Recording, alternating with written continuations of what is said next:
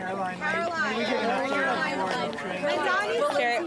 on Is the White House supportive of the... I'll answer that in a question, but go ahead. supportive of the Pentagon's investigation into Mark Kelly, and what do you make of his response that it's just intimidation?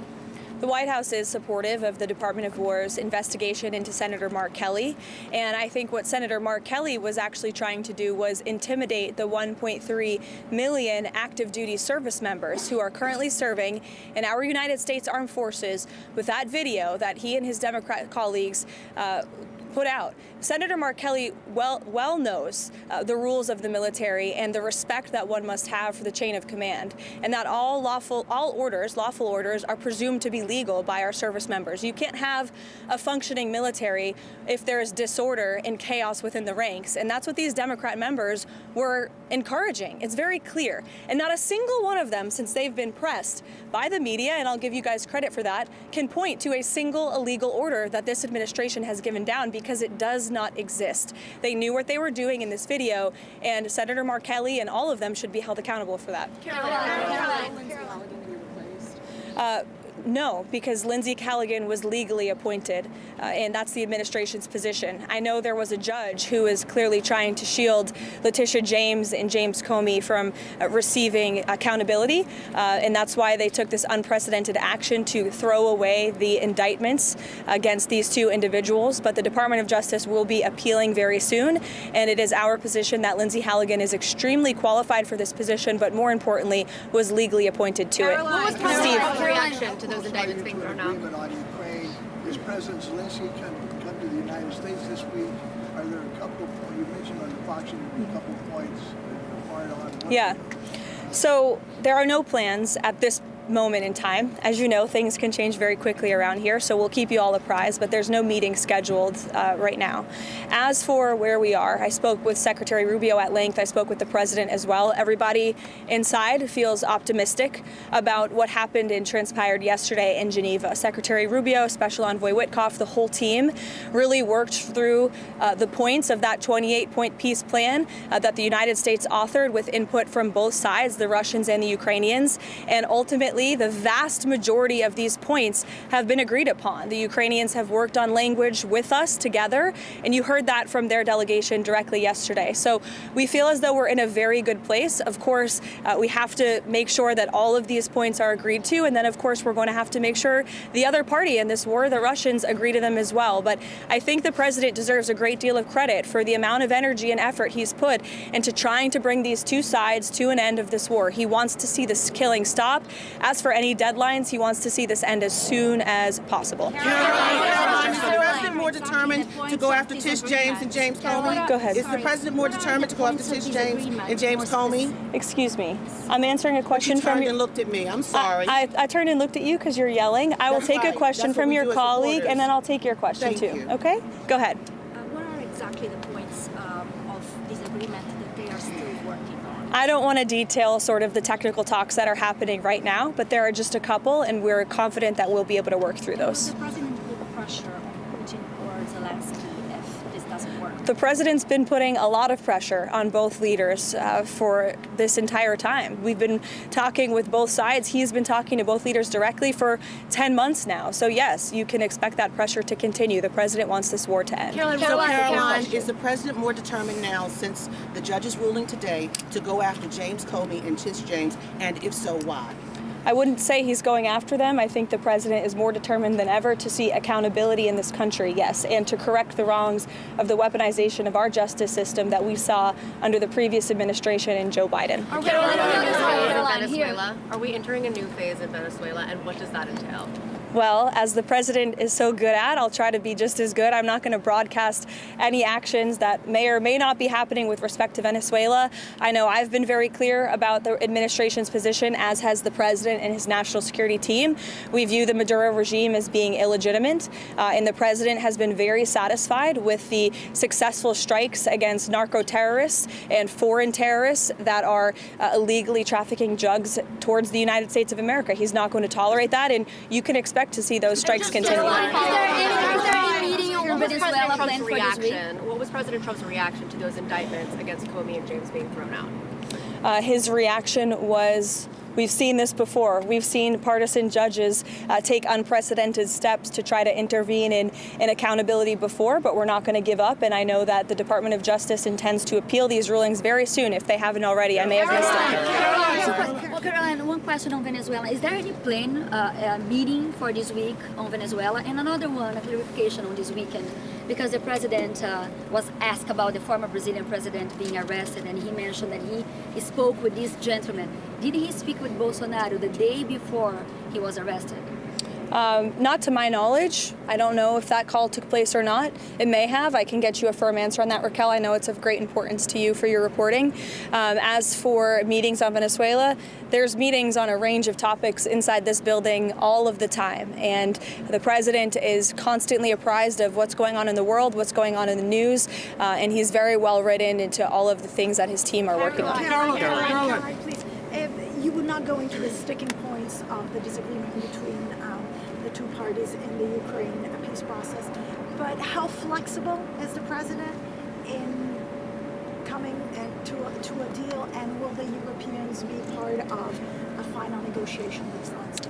I think he's been quite flexible already. We've been watching this war go on for 10 months. He's talked to both leaders countless times. Our team has engaged with both the Russians and the Ukrainians extensively. As I said, there is a sense of urgency. The president wants to see this deal come together, and he wants to see this war end. Caroline, I wanted to ask you, is it MAGA to support American workers being replaced with H-1B visa holders? Are Americans not capable of filling most of these positions? Who supports getting American workers getting replaced? I know the president mentioned that he wanted to bring in some workers that he could eventually send back in regards to... The president does not support American workers being replaced. You are mischaracterizing what the president said. The president wants to see our American manufacturing industry be revitalized better than ever before. That's part of what he's doing with his effective use of tariffs and cutting good trade deals around the world. That's why he's recruited trillions and trillions of dollars in investments into our country. Those are creating good paying American jobs right here at home. As for the H-1B visa issue, the president has a very nuanced and common sense opinion on this issue. He wants to see if foreign companies are investing trillions of dollars in the United States of America, and they're bringing foreign workers with them to create very niche things like batteries. He wants to see that at the beginning to get those manufacturing facilities and those factories up and running, but ultimately the president always wants to see American workers in those jobs, and he's told these foreign companies that are investing here, you better be hiring my people if you're going to be doing business in the United States. So there's been a lot of misunderstanding of the president's position. Michael. Caroline, is President Trump asking for Xi Jinping's help in putting pressure on Putin to help end the war in Ukraine? I won't get into the details of the conversation this morning other than what the president put out on Truth Social. He put out his own readout of that, and I will leave it to that. But I did speak with him about the call. It lasted about an hour, and it was a very positive call. The focus of the call was really Russia-Ukraine did come up, but the focus was mainly on the trade deal that we are working on with China and those relations and how they are moving in a positive direction. The president also addressed our farmers, and we are pleased with what we've seen from the Chinese, and they feel the same way. And the president and President Xi discussed continuing to stay in correspondence following their very productive meeting in South Korea. Questions on Ukraine. Does the progress that you just laid out change the Thanksgiving Day deadline for Ukraine to come to an agreement, or does the president still want something more definitive by Thursday? And then on the Comey and James case, does the president still have confidence in Lindsay Elliott? Absolutely, he does, to your second question. As for your first question, with respect to the deadline, the president wants to see this deal come together as quickly as possible, and he trusts that his team is doing everything they can to get it over the finish line. Caroline, does the president support Israel's elimination of Hezbollah chief of staff Ali Tabtai yesterday, and is he in favor of Israel blocking Hezbollah from growing again? I haven't spoken to the president about that strike specifically, but of course the president supports Israel's right to defend itself and to take out any terrorist threats in the region. Jake? Caroline, if the president does announce a proposal to cut healthcare costs, will that include the extension of the Obamacare subsidies? I know there's been a lot of reporting on this from yourself as well, Jake, over the last few days. I will tell you that healthcare is a topic of discussion that's happening very frequently and robustly inside the West Wing right now. The president's very much involved in these talks, and he's very focused on unveiling a healthcare proposal that will fix the system and will bring down costs for consumers. As for the details of those discussions, I'll let the president speak for himself. As you all know, sometimes you report things and then President Trump comes out with an announcement, and those things are not always true from what you hear from sources inside the building. So I'll let the president speak for himself. Sure, go ahead, Kara. He told President Trump, he said he still believes he's a fascist and a despot after they had such a great meeting. Any comment from the White House on that? I think talk is cheap, and I think that the president is going to judge Mamdani by his actions that he takes to New York.